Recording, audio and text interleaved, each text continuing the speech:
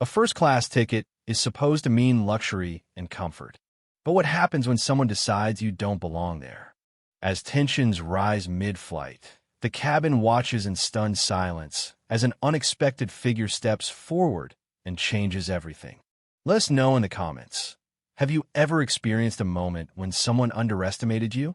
Amara Collins walked into the airport with the quiet confidence of a woman who had nothing to prove. She had been in this position more times than she could count, rolling her sleek black carry-on behind her, her designer handbag resting easily on her arm. It wasn't about flaunting success. This was simply her life. Years of hard work, long nights, and endless sacrifice had earned her this. A first-class seat on a non-stop flight to New York. Even before reaching the gate, she felt it, the shift. Subtle but familiar. The lingering stares. The murmurs that quieted just a beat too late. She knew the look. A well-dressed black woman, poised and polished, but still met with suspicion. She approached the first-class boarding lane, ticket in hand, a polite smile on her lips. The gate agent, a stiff-faced blonde woman named Karen, according to her name tag, barely looked at Amara before scanning her ticket.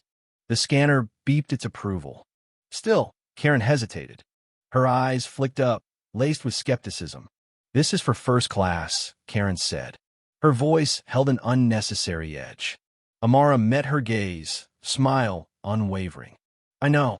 Karen clutched the ticket a bit tighter and looked past Amara, as if expecting someone else to appear. Or maybe explain how she got it.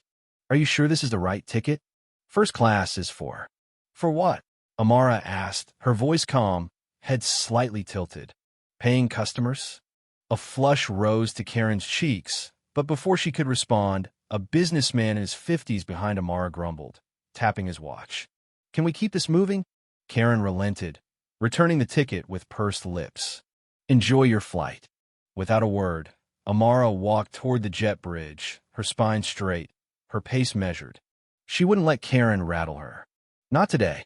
By the time she reached her seat, Amara had already decided to let it go. She stored her carry-on, settled into the plush leather, and exhaled. A few hours of peace. No layovers. Just stillness. But that peace didn't last long. A flight attendant approached, smiling too tightly, her gaze flicking to the boarding pass on Amara's lap. "Excuse me, ma'am, can I see your ticket?" Amara lifted a brow and glanced around. No one else was being asked. "It was scanned at the gate," she replied, unmoving. The smile stayed, but the flight attendant's fingers twitched. "It's just a standard verification. We like to confirm that everyone is seated correctly." Silence. Then, with slow, deliberate motion, Amara handed over her boarding pass. The attendant barely glanced at it before nodding. "Thank you." Amara tucked it back into her purse. The attendant walked away too fast. A low chuckle came from the seat across from her. An older black man, maybe in his 60s, peered over his glasses. "They always do that to us, don't they?" Amara exhaled a soft laugh. "Like clockwork. You handled it better than I would have. I've had practice." He nodded. "Still shouldn't have to." She agreed, though she said nothing. Instead, she turned to the window. The ground crew bustled below. Soon, the plane would lift, and this would be another memory she filed away. The final pre-flight checks began. Seatbelts clicked, bins shut. Then the intercom crackled. "Ladies and gentlemen, this is your captain speaking. My name is Jason Collins, and I'll be flying you to New York today." Amara's lips curled into a private smile. The man across from her raised a brow. "You know the captain?" Her smile widened. "Something like that." The engines roared. The plane taxied. Amara leaned back, anticipation buzzing beneath her skin. Little did anyone know, the same black woman they had questioned was the wife of the man flying the plane. As the plane climbed, Amara adjusted the silk scarf at her neck. But Tanya, according to her name tag, the same flight attendant from before, kept watching her. Every pass down the aisle, every drink refill, every snack offering. Her gaze lingered. The first round of service began. Champagne flowed. Snacks arrived. Amara barely touched hers. The air felt thick again. Then Tanya returned. "Ma'am, she said, voice smooth but strained. Are you waiting for someone? Amara blinked. Excuse me. Tanya gestured to the empty seat beside her, Jason's seat. I noticed you're alone. I just wanted to confirm the seat was yours. Amara tilted her head, eyes gliding to the businessman ahead, seated alone, and then to the older woman with pearls across the aisle, whose purse occupied the seat next to her. No one had asked them. Her smile was deliberate. Would you like to see my ticket again? Tanya hesitated. No, it's fine.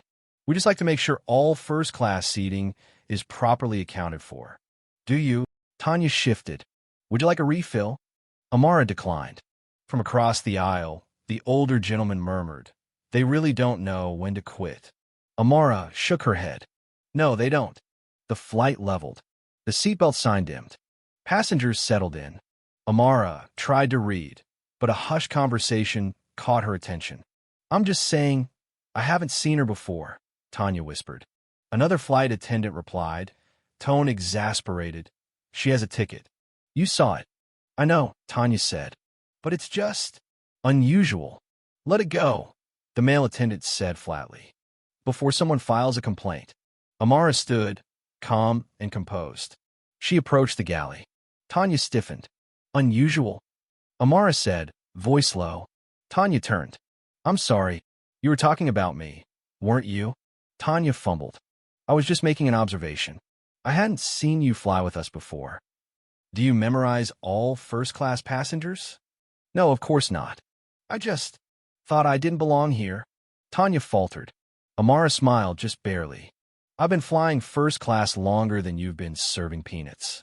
The male attendant interjected, apologizing, but Amara didn't look at him. I don't need an apology, she said.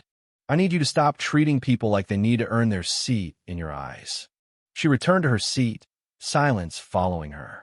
The older man chuckled. That was graceful. Amara smirked. I'm trying to be better. Better than what? She turned the page. Better than what they expect. An hour passed. Tanya didn't return. Amara stayed in her seat, scrolling, sipping water. Then the cockpit door opened. Jason Collins emerged. Tall, commanding, in his crisp uniform, he moved down the aisle with the calm assurance of someone deeply respected. He stopped at Amara's seat and smiled. Sorry for the delay, he murmured, lifting her hand and kissing it. Missed you, she replied. Tanya, nearby, froze. Captain Collins, she stammered. Is there something you need? He turned to her. No, just greeting my wife. Silence blanketed the cabin. Tanya paled. I didn't realize. Didn't realize what? That she was my wife? Why would that matter? Tanya floundered. Jason turned to Amara. Everything okay? Just a misunderstanding. I trust her flight has been comfortable. Of course, Tanya said quickly. Jason nodded slowly. Good. Tanya retreated. Amara shook her head. That was almost too easy, she said. I had a feeling something was off when I saw your name at check-in. She questioned me twice. Jason's jaw clenched. Do you want me to say something?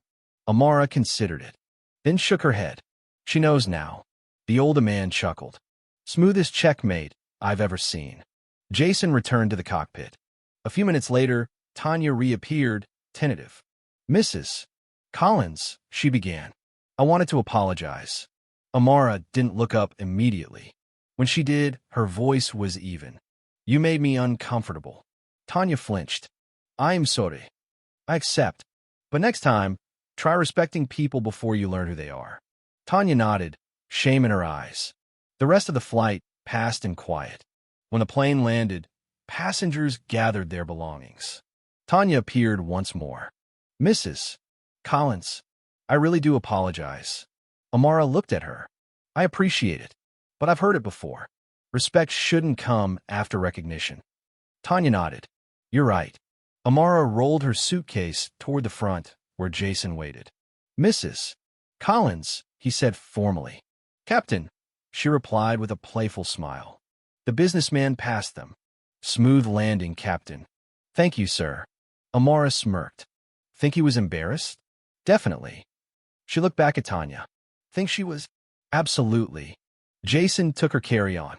And if she questioned someone else next time? Amara looped her arm through his. Let's hope they won't let it slide. Together, they stepped off the plane as equals, as proof, and as a quiet correction to the assumptions left behind.